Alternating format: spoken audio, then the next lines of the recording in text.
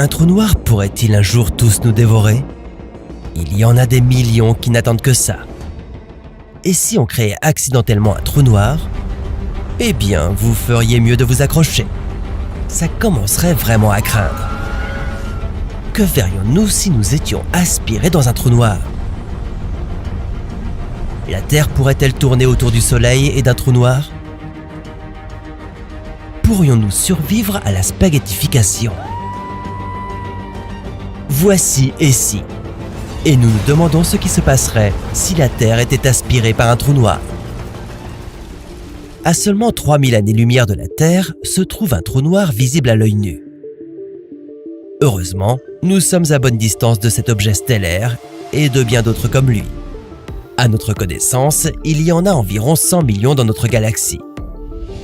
Ils sont les vestiges de supernovas qui se produisent lorsque des étoiles 10 à 20 fois plus grosses que notre Soleil s'effondrent sur elles-mêmes.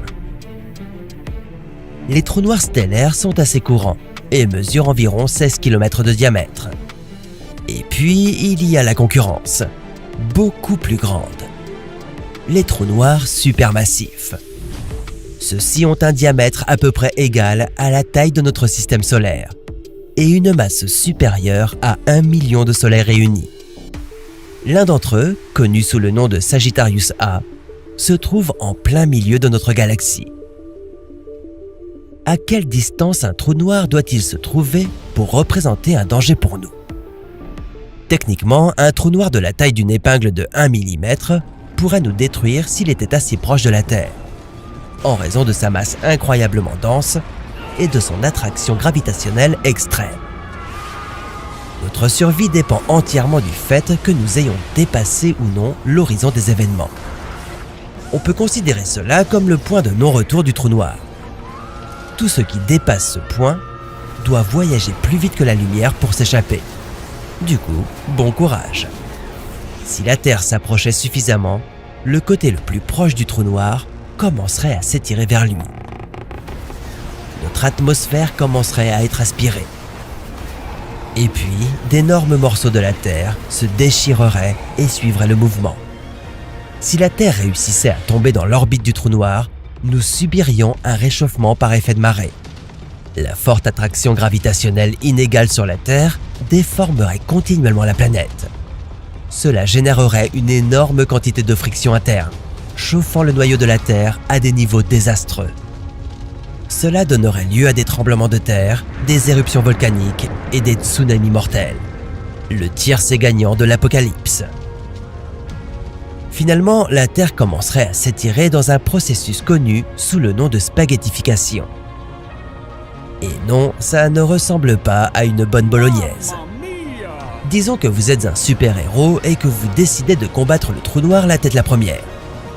Eh bien, vos bras seraient plus proches que vos pieds, ce qui ferait que votre corps s'étirerait verticalement et serait de plus en plus comprimé. Espérons que votre super-pouvoir ait l'élasticité. Pour un trou noir stellaire de taille moyenne, la spaghettification peut se produire à plusieurs centaines de kilomètres de l'horizon des événements. Mais pour un trou noir supermassif, les physiciens pensent que cela se produirait à l'intérieur de l'horizon des événements en raison de sa taille. Au final, quelle que soit sa taille, tout ce qui entre dans un trou noir serait déchiré en une chaîne d'atomes individuels. Cela arriverait à tout ce qui le traverse. Personnes, planètes, étoiles, tout ce que vous voulez. Malheureusement, notre système solaire tout entier serait condamné. L'équilibre délicat du Soleil et de nos nombreuses planètes s'effondrerait, ce qui pourrait les envoyer s'écraser les unes contre les autres. Et pour couronner le tout, notre ceinture d'astéroïdes serait aspirée vers nous. Environ 200 des 552 894 astéroïdes que nous connaissons font plus de 100 km de diamètre. Donc, si l'un d'entre nous frappait, nous serions morts avant de nous transformer en spaghettis. Franchement, on hésite sur quel destin serait le pire. Toute la matière de notre système solaire rejoindrait le disque d'accrétion autour du trou noir. Quand la matière est aspirée dans le trou noir, elle génère des quantités massives de radiation. Donc, même si nous survivions à tous les astéroïdes, nous mourrions probablement à cause des radiations. Croyez-le ou non, les astronomes ont découvert de rares planètes circumbinaires qui orbitent autour de 2 étoiles. Bien que cela puisse être une possibilité avec un trou noir et notre Soleil, les forces de marée extrêmes rendraient très probablement notre planète inhabitable. Et pire encore, nous pourrions être éjectés de notre orbite ou avalés par le Soleil, voire le trou noir lui-même. C'est bien ce que vous pensez, il n'y a aucune échappatoire possible. Mais, et c'est un gros mais, peut-être pourrions-nous trouver un moyen de nous protéger dans une navette spatiale hyper renforcée. Si nous parvenons à fuir l'horizon des événements, nous pourrions vivre des moments encore plus étranges. La physique telle que nous la connaissons changerait. Des choses comme la gravité, la vitesse de la lumière et même la façon dont les atomes se lient et réagissent pourraient être complètement différentes. La vérité est que nous ne savons pas ce qui se passerait. Nous ne pouvons obtenir aucune information des entrailles d'un trou noir. Serions-nous attirés dans une autre dimension ? Finirions-nous dans un univers parallèle ? Ou peut-être que nous sommes déjà à l'intérieur d'un trou noir. Mars est sur une trajectoire de collision directe avec la Terre depuis des semaines maintenant. Les destructions ont déjà commencé avec d'énormes tsunamis et des tremblements de terre. À présent, notre planète commence à se fissurer. Et la gravité change considérablement. Mais à quel point cela sera-t-il grave ? Comment cela pourrait-il créer une nouvelle planète ? Y a-t-il un moyen pour que les humains puissent survivre ? Voici et si, et nous nous demandons ce qui se passerait si Mars entrait en collision avec la Terre. 15 jours avant l'impact. Ce ne sera pas la première fois que la Terre doit faire face à une collision massive. Au fil des millions d'années, des astéroïdes sont tombés sur notre planète. L'un des plus grands ? L'astéroïde qui a exterminé les dinosaures il y a 66 millions d'années. Malgré son impact massif sur la Terre et son histoire, cet astéroïde mesurait seulement 10 km de large. Environ la taille de 90 terrains de football. Mars, en revanche, a un diamètre de 6800 km. Et est bien droit sur nous. La planète rouge est normalement à environ 225 millions de kilomètres de nous. Mais à ce moment, elle n'est qu'à 4 millions de kilomètres. À cette distance, elle ressemble à une petite lune rouge qui s'approche de nous. Mais le fait qu'elle n'ait pas encore impacté ne signifie pas que nous ne ressentirons aucun effet. La Lune affecte les marées terrestres. Alors, que se passe-t-il lorsqu'un autre corps céleste massif est proche de notre planète ? La force gravitationnelle serait si forte que la croûte terrestre commencerait à se gonfler et notre eau monterait. Elle pourrait monter si violemment que de multiples tsunamis deviendraient une réelle possibilité. Je reviendrai là-dessus dans un instant, 3 jours avant l'impact. Ok, maintenant, à seulement 800 000 km, Mars est 2 fois plus loin de la Terre que la Lune. Étant donné son angle d'approche sur la Terre, nous verrions une demi-lune rouge devenir de plus en plus grande à chaque minute. Mais la planète rouge est 10 fois plus lourde que la Lune et tire déjà surtout sur Terre, avec beaucoup plus de force que celle que la Lune pourrait seulement imaginer. Cela crée le chaos. À ce stade, les marées montent de 30 à 50 mètres de haut.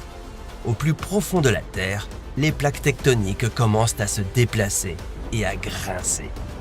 Mais ça va devenir bien pire. Dans 36 heures, Mars atteindra la même distance de la Terre que la Lune. Ensuite, les marées monteront 10 fois plus haut que d'habitude, 60 à 100 mètres. De vastes étendues de zones côtières et de villes seront inondées.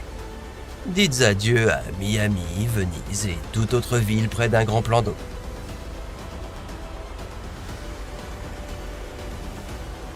Des millions de personnes se noieront. Il y aura une panique généralisée alors que les gens sur Terre voient l'approche implacable de Mars. La Terre commence à se fissurer. Des tremblements de terre secouent le globe. Des volcans entrent en éruption, recouvrant le paysage environnant de lave chaude et fondue. Les gens courent vers des bunkers souterrains, saisissant toute source d'énergie disponible. S'en sortiront-ils ? Il y a 4,6 milliards d'années. Attendez une minute, avant de voir ce qui va arriver ensuite à la Terre. Comment en sommes-nous arrivés là ? Qu'est-ce qui a envoyé Mars nous heurter en premier lieu ?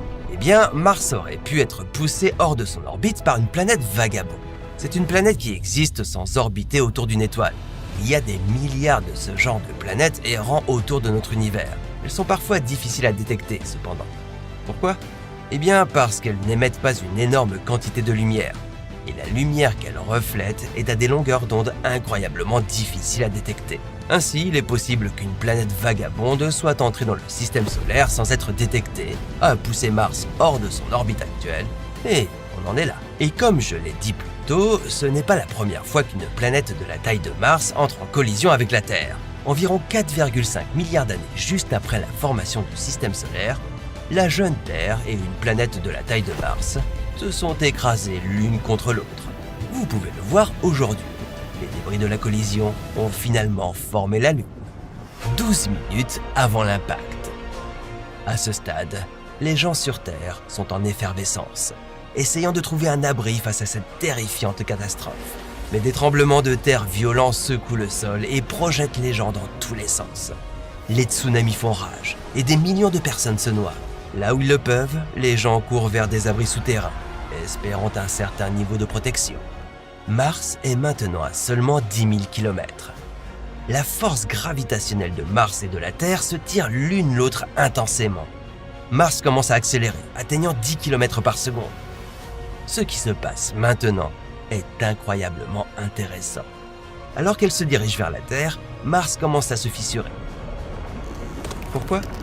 Eh bien, la Terre a 10 fois la masse de Mars, et à cause de cela, notre planète exerce une pression gravitationnelle sur Mars, la faisant se briser. Maintenant, il y a une possibilité que Mars s'effondre complètement sous cette pression. Peut-être que les gens de la Terre vivront pour voir un autre jour. Mais malheureusement, cela ne risque pas d'arriver. Parce que Mars se déplace si rapidement, il n'y a pas assez de temps pour que la Terre décompose la planète rouge. Ce qui va arriver ensuite ne sera pas joli. 20 secondes avant l'impact. Si vous regardez maintenant, Mars remplirait presque tout le ciel. Elle est maintenant à seulement 200 km au-dessus de la surface de la Terre. Elle est entrée dans les hautes couches de l'atmosphère terrestre. Une énorme onde de choc a frappé l'atmosphère. À cause de cela, vous avez du mal à respirer. La gravité de Mars tire sur notre atmosphère. Mais ce n'est rien comparé à ce qui va suivre. Des fissures dans la surface de la Terre vont s'élargir, créant d'énormes canyons.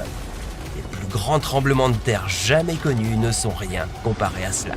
Les bâtiments s'effondrent et des villes entières seront réduites en ruines. Si vous êtes sur Terre alors que cela se produit, eh bien, il n'y a pas grand-chose que vous pouvez faire. Juste tenir bon pour ce qui est sur le point de se passer. Moment de l'impact.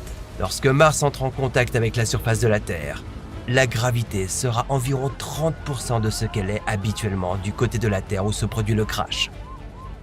C'est parce que la gravité de Mars est de 40% celle de la Terre, et elle tire dans la direction opposée. Les forces gravitationnelles des deux planètes tirent maintenant l'une sur l'autre en même temps. Mais cela n'est vrai que d'un côté de la planète. De l'autre côté du monde, les gens seront en fait 3% plus légers, juste avant nous. Merci Mars. C'est juste au moment où les gens veulent perdre du poids. Au moment de l'impact, une quantité massive de chaleur est générée, l'équivalent d'1 milliard de bombes nucléaires qui explosent. Après la collision initiale, ces deux planètes rocheuses se séparent brièvement.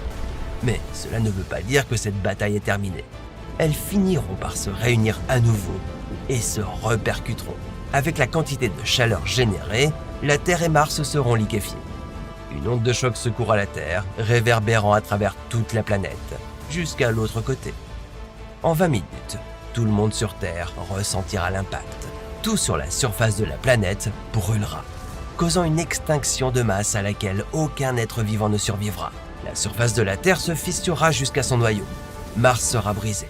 De grands morceaux du noyau de Mars s'incrusteront dans le noyau de la Terre. La couche supérieure entière des planètes sera de la lave en fusion, avec nos deux manteaux qui se mélangent. L'énergie de la collision changera la vitesse de rotation de la Terre. Nous pourrions tourner plus vite ou plus lentement, nous ne savons pas. Les débris en fusion issus de la collision seront éjectés dans le ciel. Les petits morceaux retomberont sur Terre sous forme de lave en fusion, tandis que les plus gros morceaux commenceront à orbiter autour de la Terre, formant un anneau. Certains des débris entreront en collision avec la Lune, et d'autres seront éjectés plus loin dans l'espace, heurtant Vénus et la ceinture d'astéroïdes.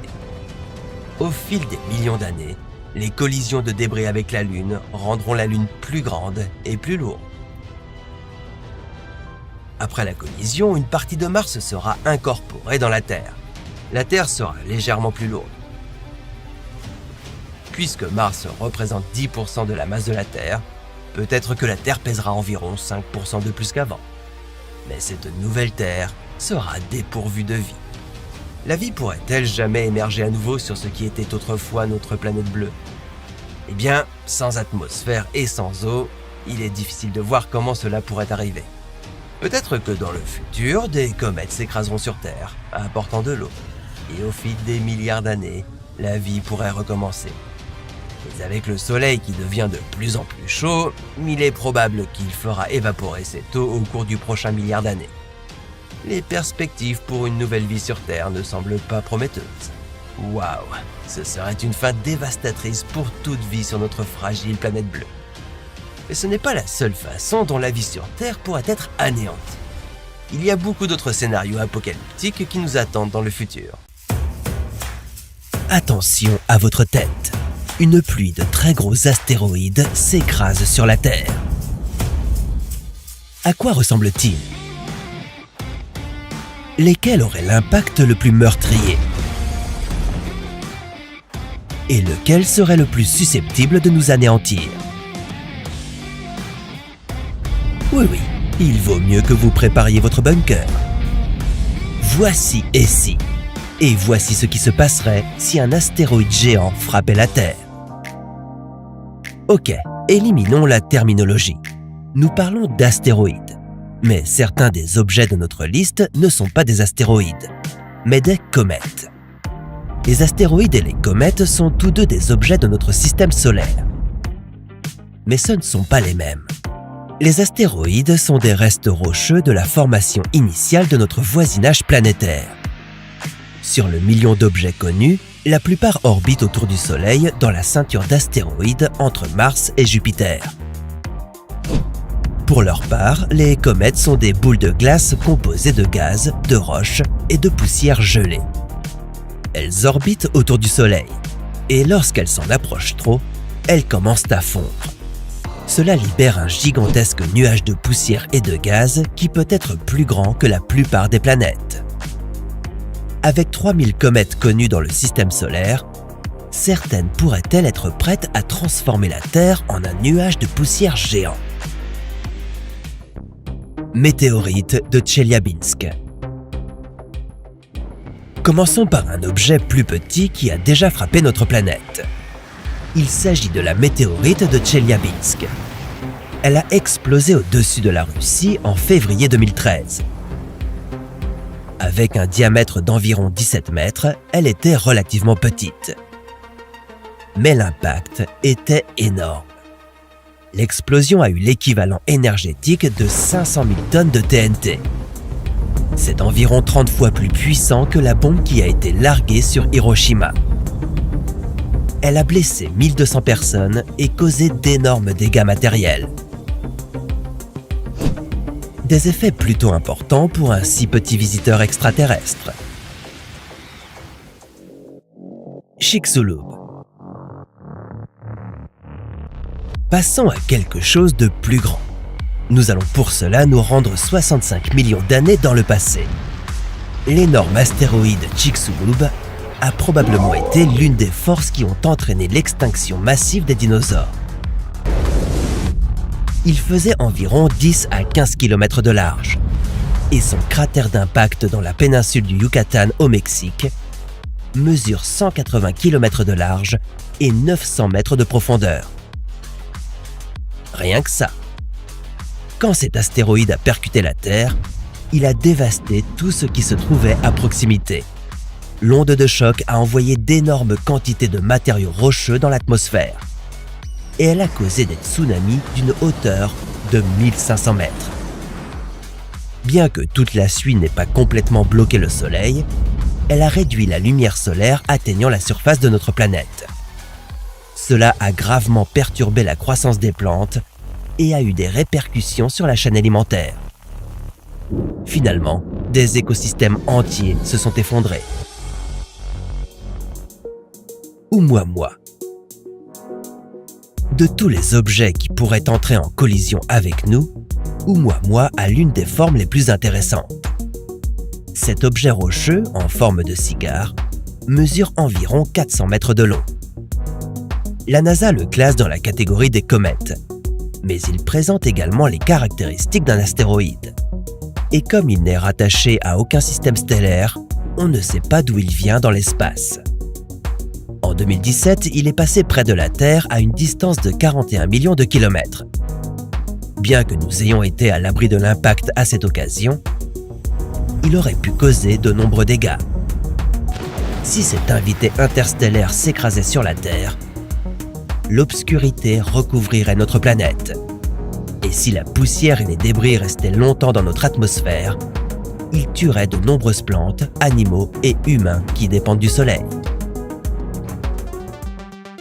Bennu.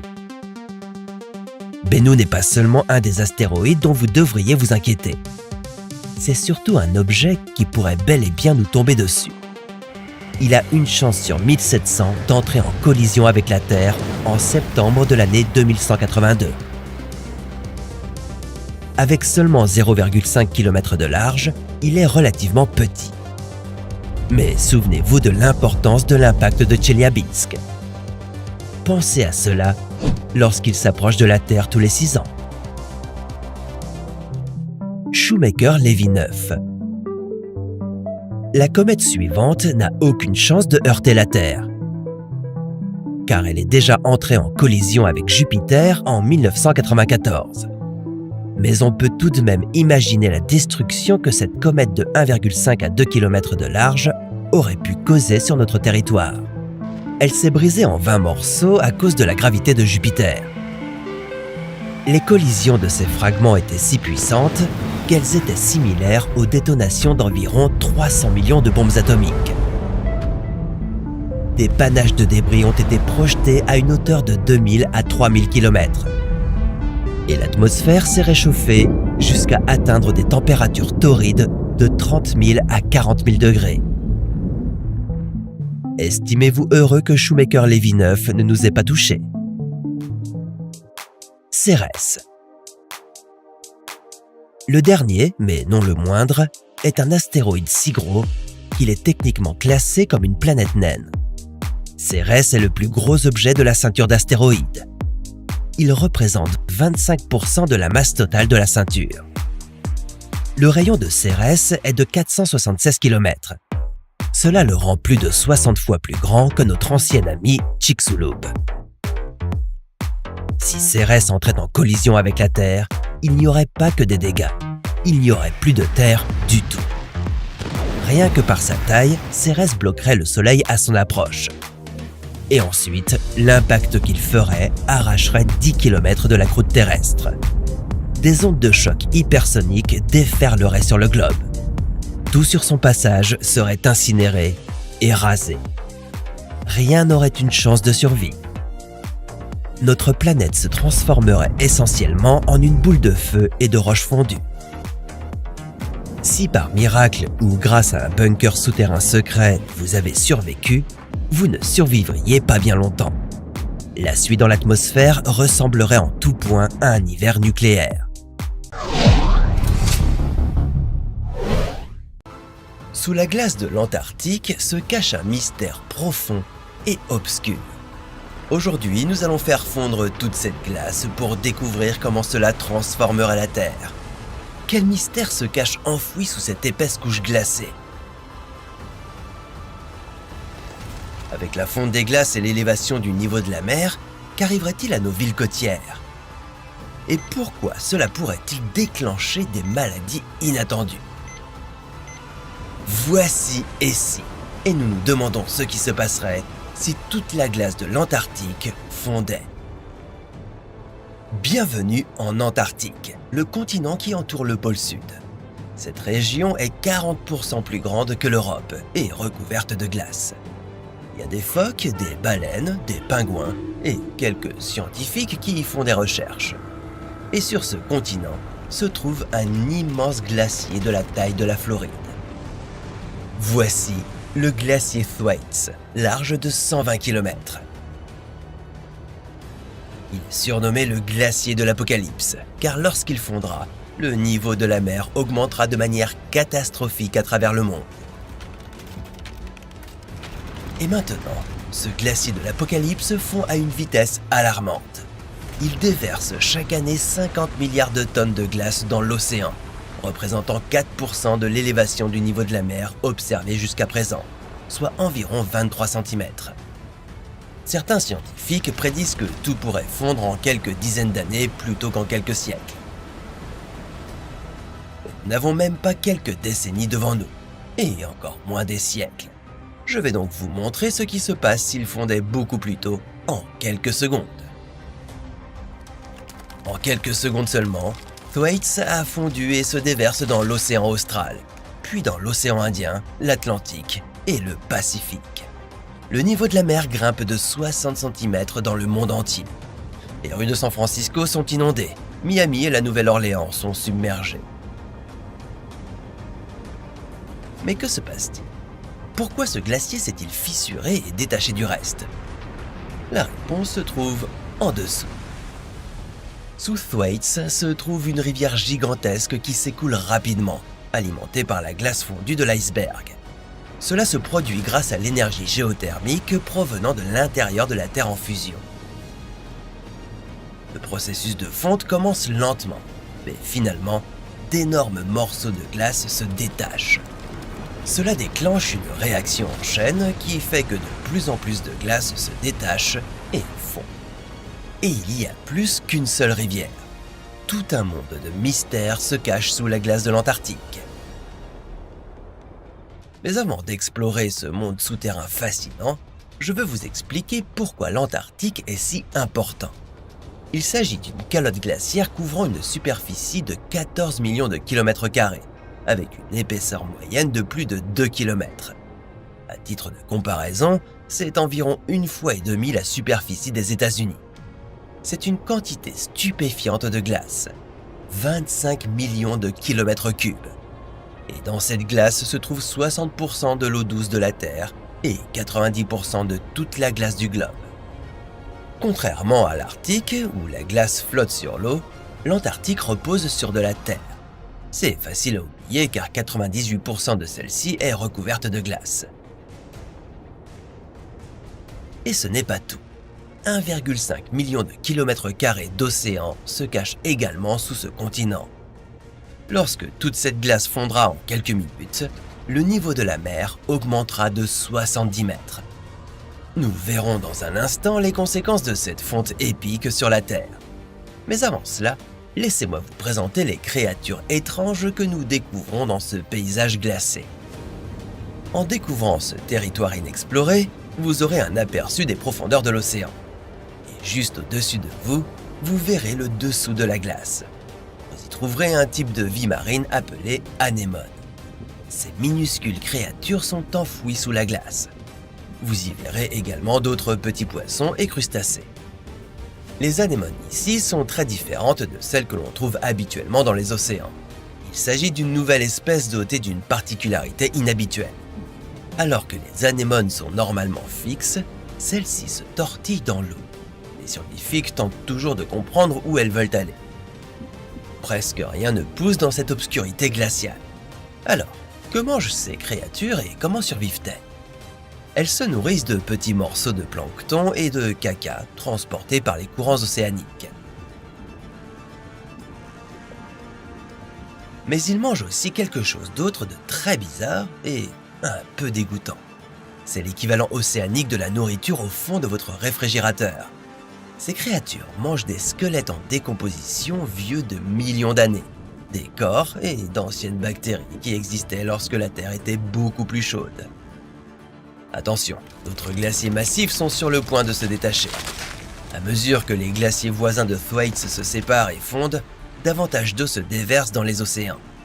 Dans le monde entier, le niveau de la mer augmente encore de 2,5 mètres. Les villes de la côte est des États-Unis sont inondées. Boston, New York, Miami. et des millions de personnes sont touchées. Alors même que les villes sont submergées, quelque chose d'étrange se passe au large des côtes de l'Antarctique. Le niveau de la mer baisse à mesure que toute cette glace fond, tandis qu'il continue d'augmenter ailleurs. Pourquoi un tel phénomène ? Rappelez-vous que la calotte glaciaire de l'Antarctique est immense. Elle pèse 24 milliards de mégatonnes. Cette masse exerce une attraction gravitationnelle sur les eaux environnantes, ce qui élève le niveau de la mer à proximité. Mais lorsque cette glace fond, la puissance de cette gravité disparaît, provoquant une baisse du niveau de la mer à proximité, tandis qu'il augmente dans les autres régions. À l'autre bout de l'Antarctique, les glaciers Denmark et Scott se fondent, ajoutant 1,5 m d'eau supplémentaire aux océans. Avec une élévation de 4 mètres, les États-Unis perdent désormais des monuments nationaux. Jefferson Memorial est sous l'eau, tout comme le Fenway Park. Les grandes villes côtières du monde entier sont également inondées. Shanghai, Lagos, Mumbai et Jakarta. Les ports sont sous l'eau et détruits. Toute cette eau salée s'écoule dans les terres agricoles et détruit nos cultures. Pire encore, les aquifères souterrains qui nous fournissent de l'eau potable sont désormais contaminés par le sel des océans. Ce qui est le plus effrayant, c'est que la contamination va plus loin que le sel. La glace de l'Antarctique renferme des bactéries dangereuses pour les êtres humains. Certaines provoquent des infections qui sont liées à des maladies comme la mucoviscidose. Mais il y a pire. Elles ont un super pouvoir encore plus mortel. Elles sont résistantes aux antibiotiques que nous utilisons aujourd'hui pour traiter les maladies. Si elles échangent des parties de leur gènes avec des bactéries présentes dans notre environnement, la résistance aux médicaments ne fera que croître et se propager à encore plus de bactéries. À ce stade, nous, les humains, serons en danger. Nous ne serions plus en mesure de lutter contre les infections bactériennes, surtout si l'eau que nous buvons est contaminée. Mais comme dans tout bon film, ces bactéries ont aussi un bon côté.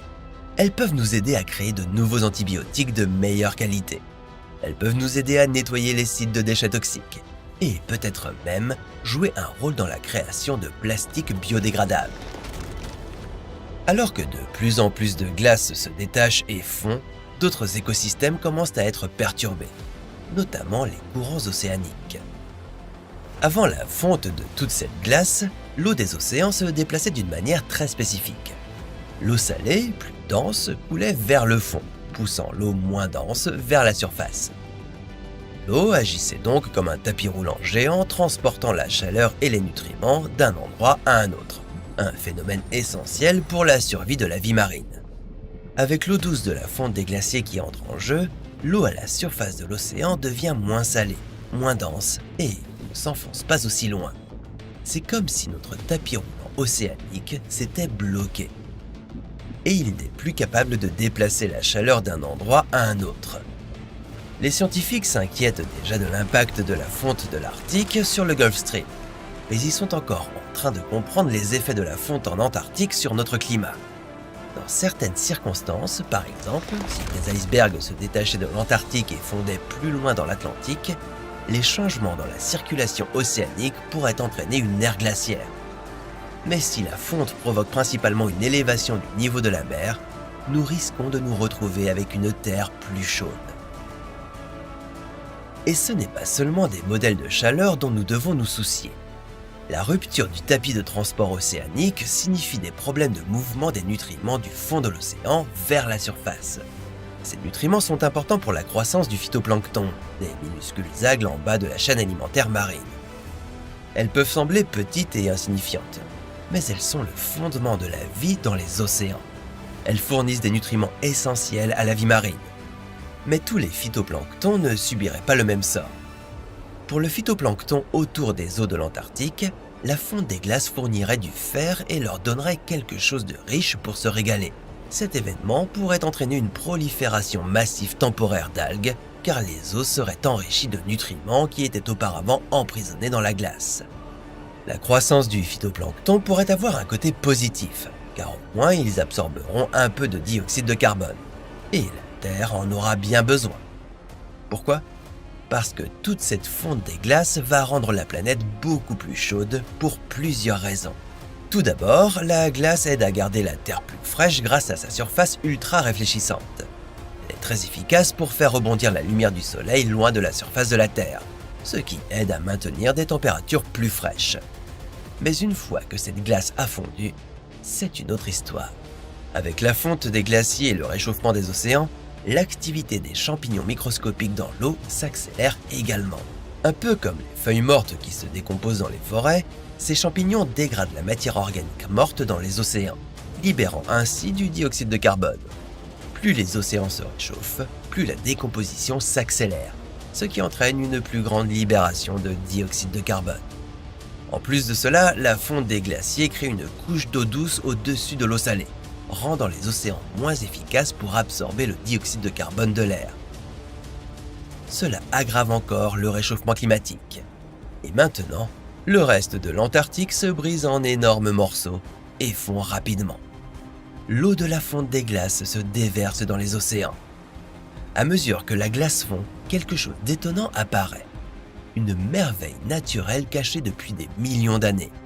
Un énorme système de canyons plus long de 100 km que le Grand Canyon. C'est le canyon le plus profond de la planète, s'étendant à 3,5 km sous le niveau de la mer et s'étendant de l'intérieur à la côte. Vous pouvez désormais voir le lac Vostok, âgé de 15 millions d'années, le 6e plus grand lac du monde en volume. Et, bonne nouvelle, avec toute la glace fondue, vous pouvez y pique-niquer. Si vous êtes toujours d'humeur après tout ce que la Terre subit. De plus, vous voudrez peut-être rester à l'écart des micro-organismes vivant dans les eaux du lac Vostok. Ils y évoluent isolés de toutes les influences de notre monde depuis 15 millions d'années. Qui sait ce qu'ils pourraient faire à votre corps? Mais vous n'avez pas le temps d'admirer le canyon ou de contempler le lac Vostok, car le niveau de la mer continue de monter plus vite que jamais. Vous assistez à la phase finale, la plus dangereuse. Le dernier morceau de glace a fondu. Le niveau de la mer a augmenté de plus de 70 mètres. Cette augmentation rapide a pris les êtres humains par surprise. 40% de la population mondiale, soit plus de 3 milliards de personnes, vivent à proximité d'un littoral. Et la majorité d'entre eux se sont noyés, car la glace de l'Antarctique a fondu en quelques minutes. Toute la côte atlantique, y compris d'énormes portions des États-Unis, a disparu, engloutie sous l'eau. Les habitants de gratte-ciel de 23 étages se précipitent sur le toit dans une tentative désespérée de survivre. Certaines parties de la Californie se sont transformées en archipels de petites îles, et d'autres parties de l'État ont complètement disparu. Londres, Paris, Venise, toutes les grandes villes côtières que nous connaissons et aimons sont sous l'eau. Des millions de personnes sont déplacées, blessées ou en danger de mort suite à cet événement catastrophique. Les plus réactifs, les personnes qui ont sauté dans leur voiture et fui vers l'intérieur des terres alors que l'eau commençait à se déverser sur la terre, ont eu une chance de survivre si elles ont pu atteindre les hauteurs. Mais ce ne sont que quelques chanceux. Les gouvernements sont en panique et déploient des opérations d'urgence lorsque cela est possible. Ils savent que presque toute population côtière a péri. Mais peut-être y a-t-il un moyen de sauver ceux qui se trouvent au sommet des gratte-ciel. Mais avec autant de personnes touchées, y a-t-il assez d'hélicoptères pour secourir tout le monde? Des bateaux seraient nécessaires. Comment les gouvernements pourront-ils remplacer toutes les infrastructures détruites?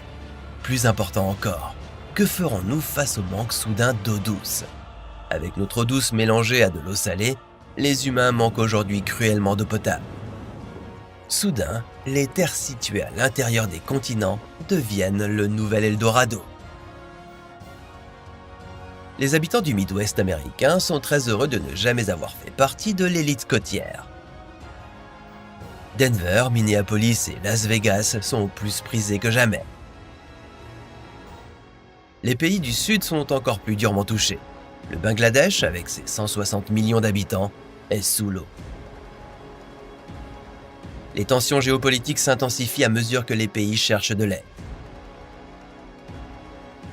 Et comme tant d'endroits sont touchés, il est difficile d'en trouver. Maintenant que toute la glace a disparu, il y a une autre chose qui doit encore fondre, le pergélisol. Il s'agit d'un sol qui a été gelé au pôle pendant plus de 40 000 ans. En dégelant, il libère le dioxyde de carbone et le méthane qui sont piégés en dessous, ce qui accélère encore le réchauffement climatique et une fonte encore plus importante du pergélisol. Lorsque le pergélisol dégèle, c'est comme si quelqu'un mettait un plat surgelé au micro-ondes. De minuscules micro-organismes commencent à grignoter la matière organique ancienne qui dégèle. Ils émettent alors du dioxyde de carbone et du méthane, ce qui augmente encore plus les températures mondiales. Génial! Maintenant, nous respirons des flatulences de micro-organismes et il fait de plus en plus chaud. C'est un cauchemar. Oh, mais ça peut encore empirer. Au milieu de tout cela, il est possible que les virus à ADN dans le pergélisol dégèlent et déclenchent une pandémie mondiale. Créer un vaccin au milieu de cette catastrophe serait un défi comme jamais auparavant. En plus, il fait chaud, 5 à 10 degrés de plus, causant la fonte de toute la calotte glaciaire. Mais ces changements réchauffent davantage la planète. Avec une température moyenne avoisinant les 27 degrés, une migration massive commence.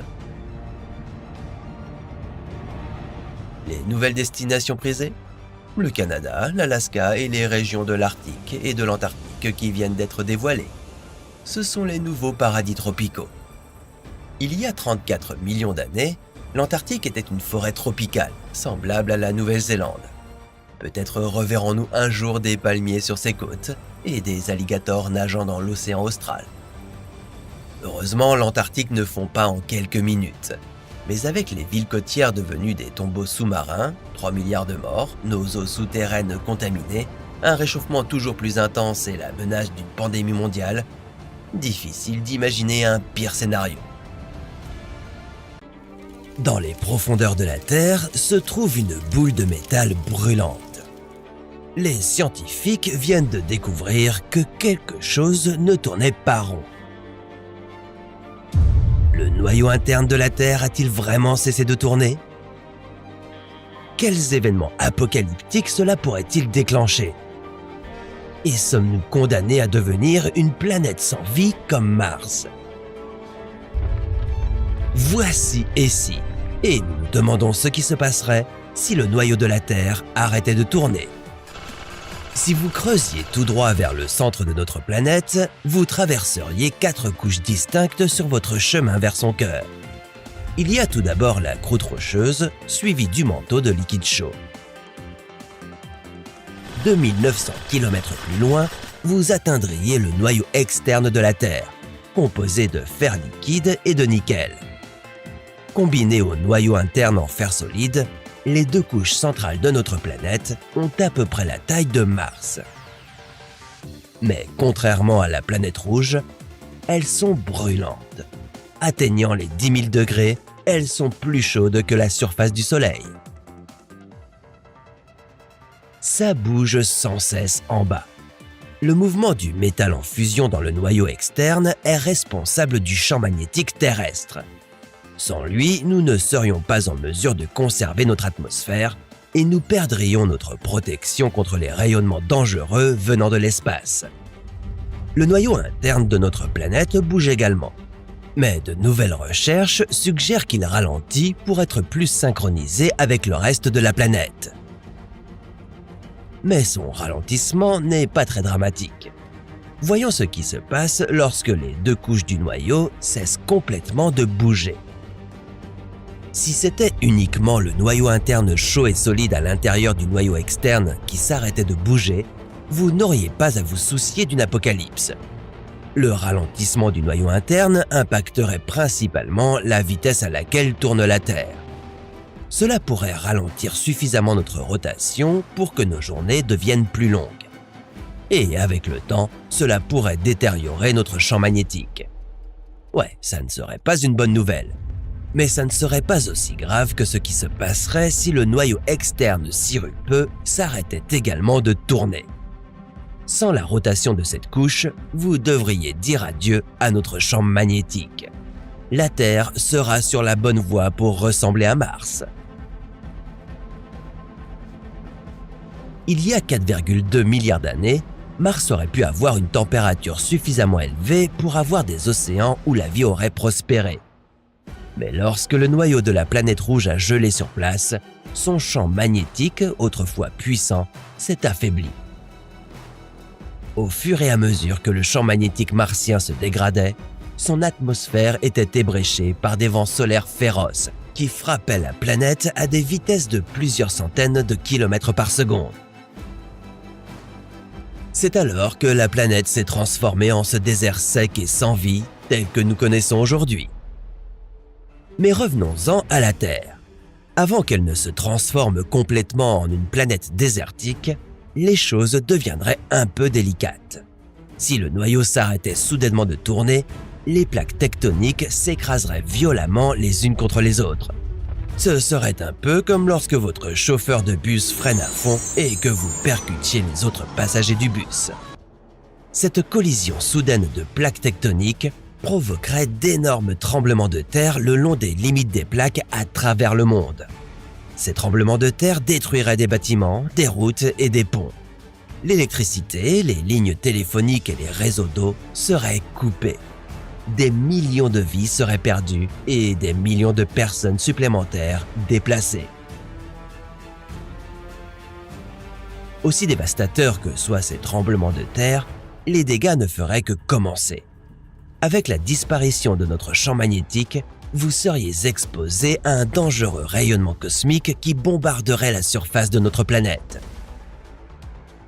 Ces particules à haute énergie venant du Soleil interagiraient avec l'abondance d'azote et d'oxygène dans notre atmosphère. Cela détruirait notre couche protectrice d'ozone, permettant à davantage de rayons UV d'atteindre la surface. Ces rayons du Soleil mêlés au rayonnement UV seraient extrêmement nocifs pour toute vie sur Terre. Cela endommagerait votre ADN, entraînant des mutations et des cancers. Avec l'arrêt du noyau, il serait également plus difficile de se repérer dans le monde.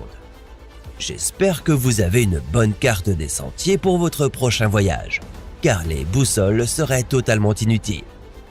Toutes sortes d'animaux migrateurs se perdraient également. Les oiseaux volant vers le sud se perdraient et mourraient de froid, tandis que les tortues de mer ne retrouveraient jamais le chemin des plages sur lesquelles elles pondent leurs œufs. Les tremblements de terre provoqués par l'arrêt soudain du noyau auraient déjà causé des dommages importants à l'infrastructure électrique dans le monde. Mais l'absence de champ magnétique continuerait à perturber la situation. Le rayonnement du soleil bombardant la surface endommagerait toutes sortes d'appareils électroniques et menacerait nos réseaux électriques. Vous finirez par avoir de plus en plus de pannes de courant, voire ne plus en avoir du tout. Mais en réalité, vous n'avez pas à vous soucier d'une telle catastrophe. Cette étude, qui impliquait que le noyau s'était arrêté et que nous étions tous condamnés, a été un peu surmédiatisée. Les scientifiques n'ont même pas parlé du noyau externe. Non, ils disaient simplement le noyau interne, celui qui tourne indépendamment du reste de la planète. Il n'arrête ni n'inverse sa rotation. Il se déplace simplement de plus en plus lentement. Comme c'est le cas depuis des milliards d'années. Bonne nouvelle, les amis, nous sommes en sécurité sur notre planète bleue. Une tornade est sur le point de frapper un super volcan en éruption. Que se passe-t-il lorsque cette colonne d'air tourbillonnante entre en collision avec ce flot brûlant de lave et de cendres? Les conséquences sont dévastatrices et terrifiantes. Survivrons-nous à cette collision épique? Et où cela a-t-il le plus de chances de se produire? Voici ici, et nous nous demandons ce qui se passerait si une tornade frappait un super volcan. Avant d'entrer dans le vif du sujet pour comprendre ce qui se passerait si ces deux catastrophes naturelles entraient en collision, jetons un coup d'œil à ce qui rend chacune d'entre elles si meurtrière. Les tornades sont des colonnes verticales d'air qui s'étendent d'un orage jusqu'au sol, et elles tourbillonnent extrêmement vite. Elles se déplacent à une vitesse moyenne de 48 km/h. Environ un orage sur 5000 aboutit en une tornade. Cette tempête se forme lorsque de l'air chaud entre en collision avec de l'air froid. L'air chaud s'élève alors que les vents tourbillonnent de manière verticale. Les orages les plus déchaînés, appelés supercellules, produisent les tornades les plus destructrices. La plupart des tornades font environ 200 mètres de large. Et heureusement pour nous, elles ne vont pas très loin et parcourent jusqu'à 10 km avant de s'essouffler. Mais ça, c'est pour les tornades classiques. Avec une tornade EF5 plus destructrice, les vents peuvent atteindre 320 km/h, projetant des débris à plus de 65 km. Maintenant que nous savons à quel type de tornade nous avons affaire, découvrons ce qui se passe lorsqu'elle frappe un volcan. Nous passerons ensuite à la vitesse supérieure pour voir à quel point la situation pourrait dégénérer. Une tornade pourrait-elle emporter avec elle de la lave volcanique et créer une tornade de feu? Imaginons qu'une tornade se déplace à 48 km/h vers un volcan. Il ne se passerait pas grand-chose. Elle effleurerait simplement sa surface et s'éteindrait rapidement. Mais si le vent se lève, cela pourrait vite devenir chaotique. Prenons l'exemple de l'éruption du mont Kilauea en 2023. Même s'il n'y a pas eu d'explosion de l'ampleur d'un supervolcan, une série d'éruptions a dégagé des millions de tonnes de lave dans le cratère. La température était de 1200 degrés, ce qui a généré un vent chaud tourbillonnant comme une mini-tornade. Cela a soulevé des morceaux de lave et des rochers. Si une tornade EF3 se formait juste au-dessus de ce volcan, elle détruirait tout dans les alentours. La vitesse du vent serait de 200 km/h et pourrait déraciner des arbres et détruire des bâtiments. Ce ne serait pas une tornade ordinaire, mais un vortex rempli de roches chaudes et de lave. Et si vous étiez dans les parages, vous seriez projeté et frappé au visage par des débris brûlants. Quant au volcan, le cratère sombre serait rempli de fissures et la lave se déverserait à l'intérieur. Au moins, votre fin serait dramatique. Mais que diriez-vous d'un autre scénario tout aussi dévastateur? Où un super outbreak de tornade rencontre un super volcan. Qu'est-ce qu'un super outbreak? Il s'agit d'une succession de tornades violentes balayant un long couloir. Ces tornades peuvent atteindre des vitesses allant jusqu'à 320 km/h et sont capables de tuer des centaines de personnes. Voyons maintenant ce qui se passe lorsqu'elles croisent le chemin d'un supervolcan en éruption. Une éruption supervolcanique est des milliers de fois plus puissante qu'un volcan ordinaire. Imaginez une explosion semblable à celle du supervolcan de Yellowstone dans le Wyoming aux États-Unis il y a 2,1 millions d'années. L'éruption à elle seule serait dévastatrice. Le volcan projetterait une énorme quantité de cendres et de débris dans les airs, ensevelissant les États voisins sous 1 mètre de cendres. Un matériau dangereux composé de roches et de verre brisé. En fait, tout le Midwest américain serait enveloppé de cendres volcaniques et de poussière. Cette quantité de cendres tuerait les plantes et les animaux, provoquerait l'effondrement des toits et des pannes d'équipements électriques. Maintenant, si une tornade EF5 se formait juste au-dessus du supervolcan, l'éruption volcanique suffirait à dissiper la tornade et à l'éteindre. Mais que se passerait-il si la tornade arrivait juste après? Que se passerait-il si le supervolcan entrait en éruption, projetant une énorme quantité de lave et de cendres dans le ciel, puis qu'un super outbreak se déclenchait à proximité? Une série de tornades violentes tourbillonnant rapidement aspirerait les débris dans l'atmosphère. Les cendres, les gouttelettes de lave en fusion, les roches volcaniques, le verre et la poussière entreraient dans une danse folle, déchirerait tout ce qui se trouve dans les parages. Les arbres seraient déracinés, les bâtiments, même les gratte-ciels, rasés. Au lieu d'avoir des éléments d'un volcan en un seul endroit, ils seraient désormais en mouvement, détruisant tout sur leur passage. Les plantes, les animaux et tout être humain malchanceux feraient face à une mort terrible. Si vous étiez pris au milieu de cela, vous seriez projeté et déchiqueté par des éclats de débris tranchants. Même sans tornade, les cendres d'un supervolcan peuvent parcourir jusqu'à 3200 km. C'est la distance qui sépare Yellowstone et New York. Une série de tornades ramasserait et disperserait ces cendres de 1600 à 3200 km plus loin, créant une tempête apocalyptique sur Terre. Vous verriez une série d'entonnoirs gris traversant la campagne sous un ciel orange. Elle démolirait des maisons et des bâtiments tout en les faisant exploser avec des cendres. Mais la destruction ne s'arrête pas là. Les particules volcaniques en fusion retombant sur Terre peuvent donner naissance à un autre phénomène cauchemardesque. Une tornade de feu. Les tornades de feu sont des colonnes de gaz chaud, de fumée et de feu qui tournent à une vitesse effrayante. Comparé à une tornade de feu, une tornade classique faite de simples gouttelettes de vent et de pluie paraît assez sympathique. Les tornades de feu peuvent naître de deux façons. Les gouttelettes de lave en fusion retombant sur les forêts peuvent provoquer des incendies. Plus la forêt est sèche, plus la température est élevée. Des vents opposés peuvent alors transformer le feu en tornade. Ou une tornade de feu peut se déclarer au sein du volcan lui-même. C'est ce qui s'est passé en Islande lorsque le volcan Litlirotur est entré en éruption dans la péninsule de Reykjanes en août 2023. La chaleur intense de l'éruption volcanique a chauffé l'air au-dessus, le faisant monter. Les vents l'ont entraîné en une colonne de feu, formant une tornade de feu. Quelle est la probabilité que tout cela se produise ? Eh bien, les volcans peuvent donner lieu à des tornades de feu comme en Islande ou à un vortex de vent comme à Hawaï. Mais est-ce que des super tornades peuvent se heurter à des volcans en éruption ? Bonne nouvelle, les scientifiques affirment que la probabilité d'un tel scénario est extrêmement faible. On n'a jamais observé une tornade indépendante percutant un volcan. En effet, ces deux phénomènes se développent dans des zones géographiquement différentes. Les tornades naissent dans les plaines, généralement éloignées des régions montagneuses où l'on trouve des volcans. Le seul endroit où les deux ont tendance à se produire est l'Italie. Alors, faites attention lors de vos prochaines vacances. Vous n'avez probablement pas envie de voir vos spaghettis servis avec un accompagnement de chaos atmosphérique. Vous êtes donc sans doute à l'abri d'un duel tornade-volcan.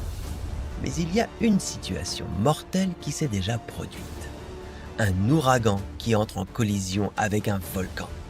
En 1991, le mont Pinatubo, aux Philippines, est entré en éruption, propulsant des cendres à 40 km dans les airs. Il s'agissait d'une éruption cataclysmique qui a duré d'avril à juin, devenant de plus en plus violente. Des roches volcaniques de 5 à 13 cm de large retombaient dans les alentours. La campagne était recouverte de cendres volcaniques. Les éruptions répétées ont transformé le paysage en une couleur cendrée monochromatique.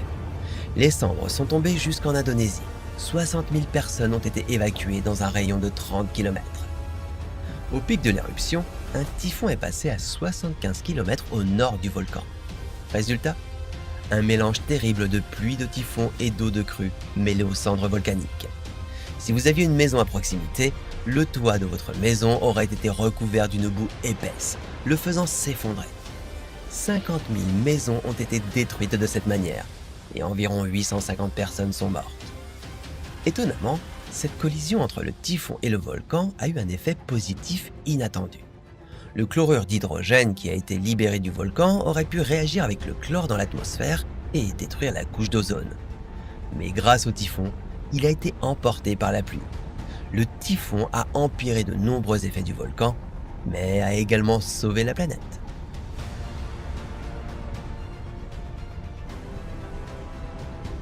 Nous avons donc beaucoup de chances que les tornades et les volcans ne se produisent généralement pas au même endroit. Parce que, franchement, personne ne souhaite se retrouver dans cette situation.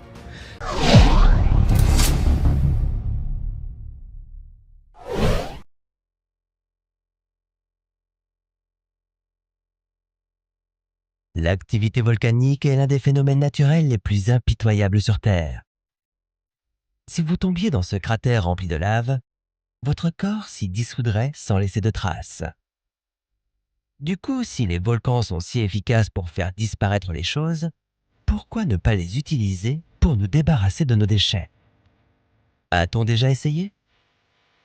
Comment pourrions-nous y acheminer nos déchets? Et quel danger cela implique-t-il? Voici et si, et nous nous demandons ce qui se passerait si nous jetions nos déchets dans les volcans. Les États-Unis produisent à eux seuls environ 254 millions de tonnes de déchets par an. Et bien que le déversement de tout cela dans des volcans puisse sembler un moyen idéal de s'en débarrasser, C'est loin d'être aussi simple. Les volcans peuvent ressembler à des incinérateurs d'ordures naturelles, mais en réalité, ils sont beaucoup plus dangereux et instables, sans parler des difficultés pour y accéder. Est-ce que surmonter ces obstacles vaudrait le coup? Ou est-ce que déverser nos déchets dans des volcans ne ferait que causer encore plus de tort à notre planète? Le premier obstacle dans notre quête d'élimination volcanique de nos ordures serait de trouver un volcan actif qui puisse faire le travail. Il n'y a qu'environ 1500 volcans potentiellement actifs dans le monde, et la plupart d'entre eux sont, pour des raisons évidentes, situés loin des humains. Cela signifie que le coût du transport de toutes nos ordures vers un volcan en activité pourrait rapidement s'envoler. Et une fois que nous y serions, nous découvrirons peut-être que ce n'est même pas le bon type de volcan. Le type de volcan que nous recherchons se dénomme volcan bouclier, une variété à éruption lente, dite effusive, qui se caractérise par la présence de lacs de lave qui se répandent lentement sur Terre. Malheureusement, ces derniers ne sont pas très courants. Vous êtes plus susceptible de rencontrer leurs cousins en colère, appelés stratovolcans. Les stratovolcans sont connus pour leurs éruptions explosives, causées par l'accumulation de pression du gaz chaud et du magma. En d'autres termes, ils ne sont probablement pas l'endroit le plus sûr pour relocaliser la décharge municipale. Donc, admettons que nous ayons la chance de trouver un volcan bouclier actif sympa. Avant de nous soucier de la logistique pour acheminer nos déchets, essayons de déterminer si c'est une bonne idée de les jeter dans son cratère. Si vous étiez l'un des premiers collecteurs de déchets embauchés pour vous rendre au sommet du volcan, vous remettriez rapidement vos choix de carrière en question. Les vents d'un volcan est un environnement hostile rempli de gaz toxiques, de projections de lave et de roches. Et les choses ne font qu'empirer une fois que vous commencez à jeter des choses à l'intérieur. En 2002, un groupe de chercheurs éthiopiens a jeté un sac de 30 kg de déchets dans un volcan. Le résultat a été explosif. Les lacs de lave sont instables, donc si vous percez leur surface avec quelque chose de froid, comme des déchets, vous déclencherez une réaction en chaîne d'explosion générant de la vapeur d'acide sous pression. Imaginez-vous maintenant si on jetait les ordures d'une nation entière là-dedans. Pour vous donner un ordre de grandeur, à Hawaï, les chutes de pierre dans les lacs de lave ont projeté de la roche en fusion à 85 mètres de hauteur. Imaginez un peu avec des tonnes de déchets. Même si vous pouviez acheminer vos ordures dans le volcan en toute sécurité, vous auriez tout de même à vous inquiéter de la pollution atmosphérique provoquée par la combustion sans filtre de nos ordures. Sans compter que tous les matériaux ne se décomposeront pas complètement dans la lave, ce qui signifie que les restes polluants pourraient être expulsés lors d'une éruption et polluer le paysage environnant. Pas vraiment l'idéal si vous espériez brûler des déchets nucléaires par exemple. Ajoutez à ces impacts environnementaux le fait que le transport de toutes nos ordures vers ces volcans augmenterait considérablement l'empreinte carbone de leur élimination. Autant dire que c'est une très mauvaise idée. Si nous allons brûler nos déchets, pourquoi ne pas le faire via un système qui nous permettrait d'utiliser la chaleur dégagée par l'incinération pour créer de nouvelles sources d'énergie?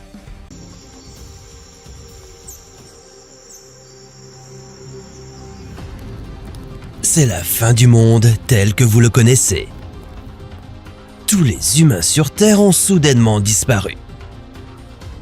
Et il est temps pour la nature de faire son ultime retour. Qu'arriverait-il à votre maison et à votre ville? Pourquoi cela condamnerait-il la planète à un effondrement nucléaire? Et est-ce qu'une quelconque trace d'existence humaine parviendrait à persister? Voici et si, et nous nous demandons ce qui se passerait si l'espèce humaine disparaissait soudainement. Qu'il s'agisse d'une pandémie, d'un événement volcanique planétaire ou de la chute d'un astéroïde géant, nous voici donc à la fin de notre espèce. Chaque humain sur Terre a disparu pour de bon. Bien qu'il n'y ait aucun espoir que l'humanité se relève, nous laisserions derrière nous beaucoup de choses. Des villes, des autoroutes, des déchets. Il est temps à présent de voir combien de temps il faudrait pour que les dernières traces de vie humaine disparaissent. 1 semaine. La première semaine de vie sur Terre sans humains sera difficile pour tous les animaux de compagnie. Sans vous, vos amis à fourrure devront sortir et trouver de la nourriture eux-mêmes. Espérons donc que vous avez au moins laissé une fenêtre ouverte pour eux. Votre plante préférée, elle, n'aurait aucune chance. Mais ils ne seraient pas les seuls dans la tourmente après une semaine sans hommes. Bientôt, le monde deviendrait radioactif. Le fait est que nos centrales nucléaires produisent des déchets nucléaires. Ces piscines de combustible nucléaire usé doivent être constamment refroidies avec de l'eau. Cette eau a besoin d'électricité pour circuler. Sans les humains pour maintenir l'infrastructure électrique, les installations nucléaires du monde entier commenceraient bientôt à perdre de l'énergie. Et cela provoquerait une réaction en chaîne désastreuse. L'eau qui servait à refroidir les déchets nucléaires cesserait de couler et commencerait à bouillir. Les déchets nucléaires seraient alors exposés et prendraient feu. Tous ces déchets exploseraient, recouvrant la planète de produits chimiques radioactifs mortels. Les écosystèmes du monde entier commenceraient à mourir du fait de toute cette radioactivité. Beaucoup de ces produits chimiques resteraient dangereux pendant au moins 300 ans.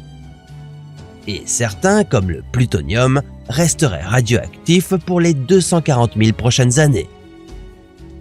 Mais ne nous emballons pas trop vite. 1 an. Environ 1 an après notre départ, la nature commencerait à reconquérir nos routes et autoroutes. La mousse et les champignons pousseraient partout. Et quand le premier hiver frappera la planète, ces routes s'effriteraient. Avec le gel et le dégel, l'eau de la neige fondue s'écoulerait dans les fissures.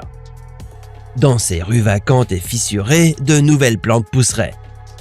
Il y aurait des mauvaises herbes comme la moutarde et le trèfle, avant de finir au bout de quelques années recouvertes d'herbes. Dans les forêts empoisonnées par les radiations, il n'y aurait pas d'oiseaux chantants cette année.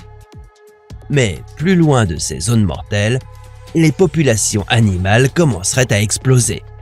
Il n'y aurait plus d'humains pour les chasser ou les forcer à quitter leur habitat naturel. Sans pesticides, les insectes se reproduiraient plus rapidement et prendraient le contrôle du globe. Cela signifierait beaucoup plus de nourriture pour toutes sortes d'autres animaux, comme les reptiles et les rongeurs. 50 ans. En avançant un peu, nos villes vides commenceraient à subir des changements majeurs. Le Trafalgar Square de Londres verrait pousser de jeunes arbres. La porte de Brandebourg à Berlin serait entourée de forêts. À New York, il se passerait beaucoup de choses sous terre. Un demi-siècle vient de passer depuis la dernière fois où quelqu'un s'est occupé de l'une des 753 pompes du métro qui empêchent aujourd'hui les orages d'inonder les rails. Il y aurait maintenant un réseau de rivières souterraines sous le paysage de béton de New York. Les colonnes d'acier soutenant les rues au-dessus se déformeraient et créeraient des voies d'eau à travers Park Avenue et Wall Street. Votre maison abandonnée et votre quartier seraient tous en mauvais état. Les toits auraient des fuites, les clous rouilleraient, les bâtiments commenceraient à s'effondrer. Dans les grandes villes, les rues seraient jonchées de verre tombant des gratte-ciel en décomposition. 150 ans.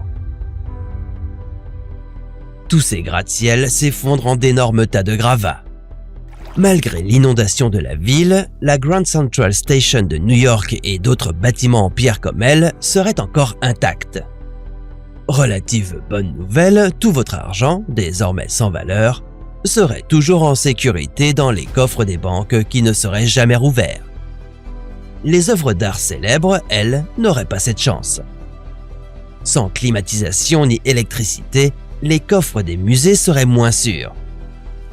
L'eau s'infiltrerait et la moisissure recouvrirait tout. Ironiquement, les céramiques millénaires continueraient à survivre, tout comme les fossiles. 500 ans. 500 ans plus tard, une forêt aurait conquis l'endroit où se trouvait votre ancienne maison. Mais les restes de vos appareils électroménagers en aluminium et de vos batteries de cuisine en acier inoxydable pourrait être enfoui dans la terre. De toute façon, vous ne serez plus là pour cuisiner de bons repas avec. Chaque tronçon d'asphalte noir étant désormais recouvert d'arbres et d'herbes, les températures chuteraient partout dans le monde. L'atmosphère subirait des changements au fur et à mesure qu'elle se rétablirait. Sans les humains, il y aurait moins de dioxyde de carbone. Le boom initial des populations animales après notre disparition se stabiliserait à ce stade. Les prédateurs comme les loups erreraient à nouveau en Europe pour chasser en meute. 1 million d'années. Si l'on se projette dans le futur, restera-t-il quelque chose de la civilisation humaine? Il serait encore possible de distinguer les visages des anciens présidents américains dans le granit du mont Rushmore. Mais ne vous attendez pas à voir beaucoup de traits de visage. Une grande partie de la roche s'éroderait considérablement. Il resterait également quelques morceaux de la grande pyramide de Gizeh et de la grande muraille de Chine. Le temps n'aurait pas été tendre avec eux, et tous deux seraient des versions à peine reconnaissables des anciennes merveilles du monde. 5 milliards d'années. À ce stade, tout ce que les humains ont laissé derrière eux sur la Terre serait consumé par le Soleil, qui se dilaterait et détruirait la planète. Si vous craignez que l'humanité ne disparaisse dans le néant, sachez qu'il est toujours possible de trouver une empreinte humaine. Les sondes spatiales voyageurs seraient quelque part au-delà de notre système solaire. Peut-être qu'une civilisation extraterrestre les trouverait et apprendrait qu'il fut un temps où il y avait eu une vie humaine sur Terre.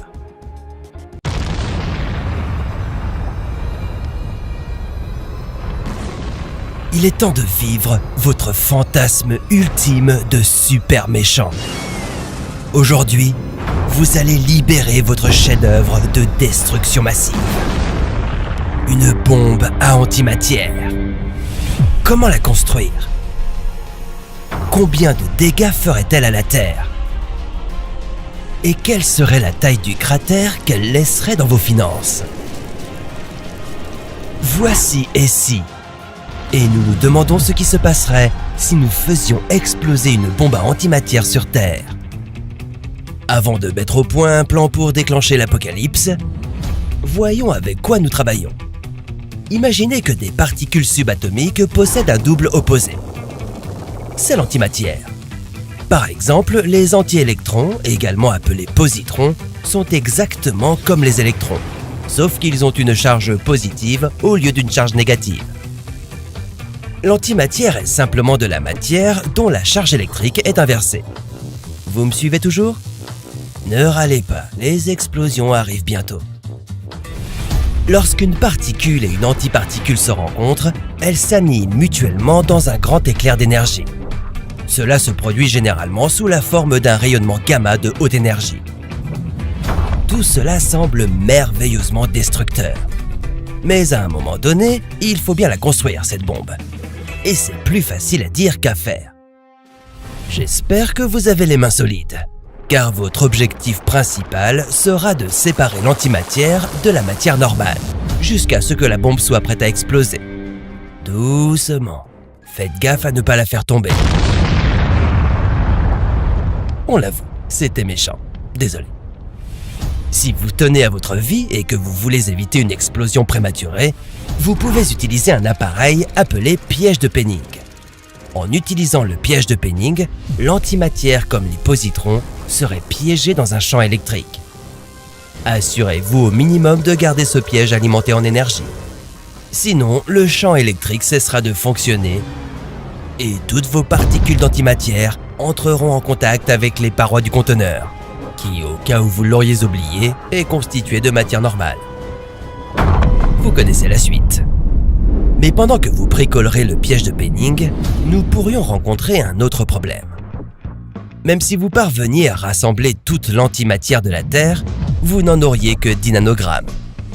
Pour vous faire une idée, si cette quantité d'antimatière explosait sur le bout de votre doigt, ce serait aussi dangereux que d'enflammer une allumette. Ouais, un peu décevant. Huh? I really thought that one was gonna explode. Voici donc la fin de la vidéo. Merci de l'avoir regardée. N'oubliez pas de liker et de vous abonner. Bien sûr que non. Vous êtes venu ici pour des explosions et vous allez en avoir. Disons que vous avez fait le tour du système solaire et que vous avez réussi à mettre la main sur un demi-kilo d'antimatière. Vous pensez que ça suffira cette fois ? Eh bien, cette quantité d'antimatière est équivalente à 19 mégatonnes de TNT. Oh oui, maintenant on peut s'amuser. Alors, est-ce que cette bombe à antimatière correspondrait à l'engin apocalyptique que vous vouliez ? Penchons-nous sur un point de référence. La Tsar Bomba est la plus puissante bombe nucléaire jamais créée. Il se trouve qu'elle est aussi puissante qu'une bombe d'antimatière contenant environ 1,1 kg d'antimatière. Ce serait mieux que vous vous reculiez. Lorsque la bombe d'antimatière explosera, elle se transformera en une énorme boule de feu, créant une colonne de poussière de 10 km de large, se dirigeant droit vers le ciel. Ensuite, le champignon atomique s'élèvera à 65 km dans l'atmosphère. Donc, bonne nouvelle, ça va effectivement faire des dégâts. La mauvaise, c'est qu'elle a également endommagé votre compte en banque. L'un des plus grands défis de la construction d'une bombe à antimatière serait son coût. En effet, l'antimatière est la substance la plus chère sur Terre. Un seul gramme d'antimatière pourrait vous coûter plus de 60 000 milliards de dollars. Alors, peut-être que vous pourriez trouver un autre passe-temps que celui de faire sauter la Terre. Vous pourriez peut-être utiliser vos connaissances en antimatière pour faire quelque chose de positif, non ? D'ailleurs, et si on pouvait créer l'antigravité ? Ça, c'est une autre histoire pour un autre « Et si ?»